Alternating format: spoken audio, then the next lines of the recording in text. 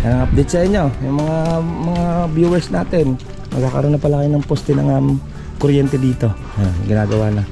Lalim pala ng hukay niyan, mga 3 meters daw. Start na para sa hukay, check na rin natin. Meron tayong interior improvement at meron tayong extension improvement, meron na. Pwede tayo mag-extension. Ito yung rules nila para sa mga contractor dito sa subdivision ng mga tarpaulin. Yan, meron silang rules. Ayan, tayo, hukay na tayo dito sa mismo likod niya. Start na tayo para sa fence natin. Tigas ng lupa, oh. Ay, baka mala ka ng bigas. Bigas. Ayan, meron tayong pabigas sa kanila. Bawat project natin. Natin ang kahit pa paano nakatipid-tipid din sila sa ano niya. Yan, no? Yung San Pablo, meron din dyan. Ay, San Pablo, tsaka sa ano Santo Tomas at Calamba Park Place, Limabrosa. Yan, at ito dito sa bigas natin dito sa Block 33 ng Limabrosa Phase 3. Yung isa sa Calamba Park Place, then yung isa naman dyan San Pablo, Laguna. Yan, boss, at Calamba Park Place ng Linea. Kuha ng bigas. May isa pa dyan, San Pablo, Laguna natin dadalayin niya isa. Bit na yung ating design dito para sa living area, and then sa kanyang dining, dalawang ilaw pinalagyan ni client dyan. 20 by 100 tiles na pinakabit ni client dito sa kanyang second floor. J. Aragon's Vlog, offering quality construction and timeless dedication.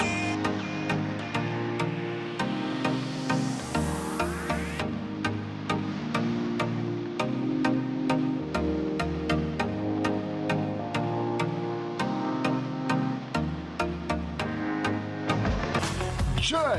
Aragon Vlog. Boss, good morning.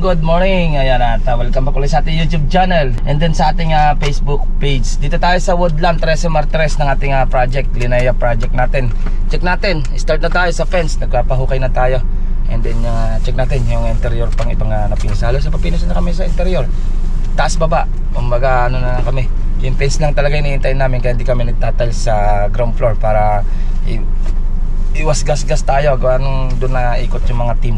Saka natin itatiles yun pagtapos na tayo dito sa sa mismong fence. Ayun, madali lang may tiles yan, bigyan natin ng mga 4 days yan, finish na yan yung yan, yung tiles sa ground floor.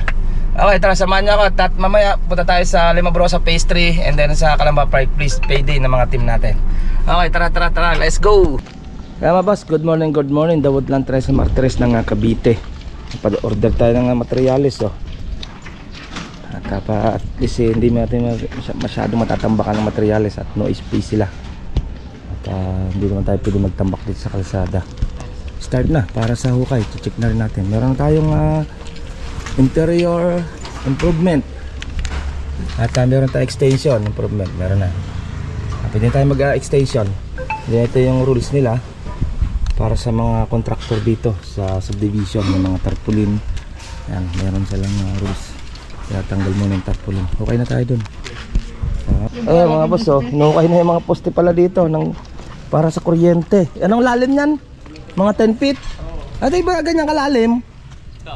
Ganyan pala kalalim ang lubog pala ng poste niya, no? Kaya pala hindi natutumba basta-basta, no? Tapos bubuhusan pa yata nila ng simento. May mga hukay na pala sila ng may gumagawa ng poste ng Meralco o kuryente. Hindi ko alam kung anong kuryente nila dito. At least magkakaroon. Totoo nga yung sinabi ng yung magtutubig na ngayong kalatian ng year, magkakaroon na ng poste. Ayan. Yan ang update sa inyo, yung mga viewers natin, magkakaroon na pala kayo ng poste ng kuryente dito. Ayan, ginagawa na. Lalim pala ng hukay niyan, mga 3 meters daw ang hukay. Okay. Ay, baka mala ka ng bigas. Ayan, meron tayong pabigas sa kanila. Bawat project natin. natin ang kahit pa paano nakatipid-tipid din sila sa ano niya. Yan no. Yan, San Pablo meron din dyan. Ay, San Pablo saka sa ano Santo Tomas, ayun na. Santo Tomas at Calamba Park Place, Lemabrosa meron din. Yan. Yan, bas check natin dito sa interior ulit. Ayan, nililista yung deliver natin materials para sa gate pass. Ayan na. Ato, primer, bin. Ayan, mga wall. Pwede na tayo first coat lang. Saka na yung second. Pag, pag magsa-second na lang tayo, pag ano na. High tiles na tayo. Preparation. Ayan, preparation natin. Itong hamba, pwede na rin kulayan itong hambang ito eh.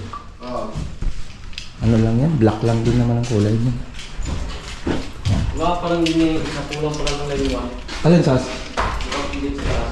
Outlet? Gumagana dati, ngayon. Hindi nagwala eh. Ha? Apat pa lang naman eh. Gumagana sa grinder eh. Nagana ka yan? Hindi na nga, nagbagsak nung lang yan. Oo. Ay, ito lang naman yung mga pinis nito. Naging 79 na lang. Oo. Titingnan natin. Ito halos pinis na kami dito. Dito na lang na. Extension na tayo. Start na tayo sa extension. Yan. Sabi ko ba? Yan o. Ito, tinest lang tao natin. Wala nang 220. Ito yung outlet. Nawala kasi ginamit nila. Meron pa naman. Ang ginamit nila sa saksakan. Meron. Nawala. Yan, mga nawala na. Ayan, na-test na. Ito, mali. Mali yung top nitong ganitong ano. Ayan, parang nag-ano ka, nag-jump. Dapat jumper ka, dito ka. Kung ito yung line 1 line 2 galing doon sa breaker, itong dalawang red, kukunik mo na siya dito. Hindi siya kukuha pa dito sa isa. Ayan, nag-loose siya dito. Lumuwag. Kailangan itong dalawa, dito siya nakakonect. I-slide mo to, lagyan mo ng tape. Para ito na lang dalawang itim ang kukulit dito sa isang outlet. Yan, kasi ganito rin po dito. Ito, gawa pa to ng subdivision. Dito pa siya sa gawa pa rin. Ito, ang nangyari ganito rin. Kukunik mo rin siya dito. Tanggalin mo na, tanggalin na. Ito na lang itim ang dadaloy sa kanya. Yan, kaya nawala yung linya doon. Ito yung subdivision pa naman to. Hindi naman kami gumawa niyan. Kaya na-check ko, sabi ko, mali yan. Dapat hindi ganyan ang type. Yan, na-test na, meron na siya. Na-connect na rin naman siya. Yan, tubig tayo. Pamasko! Ay, wala pa yatang bariya. Yan, meron na. Tubig. Pangmerienda. Pangmerienda.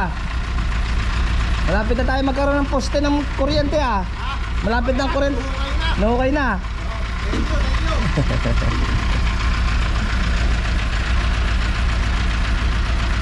Bili tayo. Nagbubuhos tayo, mag-aasintada. Ano tayo, hukay na tayo dito sa mismong likod niya. Start na tayo para sa fence natin. Tigas ng lupa Ano siya, yung adobe Kaya yan ang magandang patayuan ng 2-story. Magandang patayuan pag nagbuhos ka, tigas. Basta wag lang kayo lalabas din sa kabila. Yan yung hukay nyo, wag kayo lalabas para walang problema pag nagtayo ng kabila. Ito poste, 4 na poste lang naman. Meron yung tapatan lang yon sa dito sa dulo. Ito lang naman yan, tapatan lang. Yan.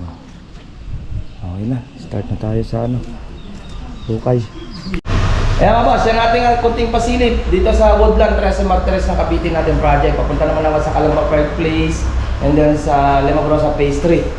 At papunta tayo ngayong araw. At update ko kaya pag nandun tayo at pwede ng mga team. Let's go. Ayan mga boss, dito na tayo sa Lemabrosa Phase 3. Check natin itong Block 33 ng Linea project natin. Ginagawa na yung design natin dito para sa living area na kaysa hindi na tuloy pa rin yung pagta-tiles. Mamaya pupunta na ako sa may Calamba Park Place na Linea natin project, pero hindi natin na makakapag-upload kaya next week na natin i-upload. Walang tayo short video doon, papasahod din tayo ng team drone. Let's go. Kaya mga boss, at ano tayo? Limabrosa Phase 3 ng Block 33. Yan, ilan na project natin. Check natin to. Kabit na yung ating design dito para sa living area and then sa kanyang dining. Dalawang ilaw pinalagyan ni Planet dyan. Yung ilaw na ano, na chandelier na medyo maliit. Tama-tama dito sa sipa niya. Dito tayo ng design. Check naman natin dito sa second floor. Kabit tayo pa rin ng tiles tsaka pasilya. Kabit tayo ng tiles.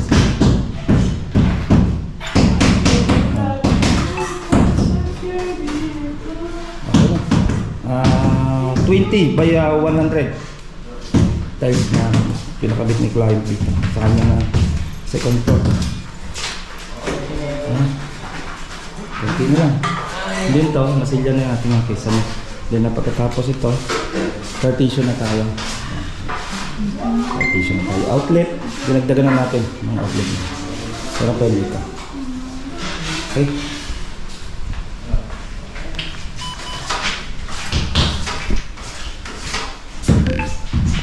Ano dito bago Mar? Diretso doon? Ito naman. Ha? Yan naman. Ito? Lagi ba? Ito? Galuman eh. Ha? Luman.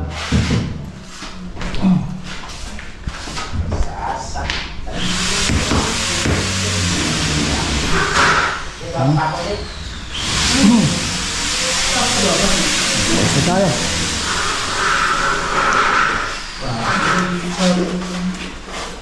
Naabang tayo sa ano, aircon. May wire nga, aircon dito sa guest room niya. Gagawin nila ng computer area. Yung isang room. Okay. Kasama na tayo. Kasama na tayo. Silya na. Ayan, at ito dito sa bigas natin, dito sa ano, Block 33 ng Limabrosa Phase 3. Yung isa sa Calamba Park Place. Then yung isa naman dyan, San Pablo, Laguna. Okay. Dito sa Limabrosa Phase 3 ng Linea. Ayan, may dalawa pa, San Pablo at Calamba Park Place. Ayan boss, at Calamba Park Place ng Linea. Ayan, kuha ng bigas. Sa, may isa pa dyan, San Pablo, Laguna natin dadalayin yung isa. Yan. Yan. Calamba Park Place ng Linea project. Ito pong J. Uragon Vlog, napakaganda po ng channel na ito, no? Tungkol po ito sa construction. Actual construction po ang channel na ito, no? Pag pinanood nyo po ito, panalo po kayo sa channel na ito. Napakaganda po ng mga video niya. Lalo na pong magaganda, no, yung mga iba't ibang design niya. Kakaiba po yung mga iba't ibang design niya sa mga kisame. Subukan nyo pong panoorin J. Uragon Vlog na ito. Matutuwa po kayo pag pinanood nyo po yung mga video niya. Maraming salamat po.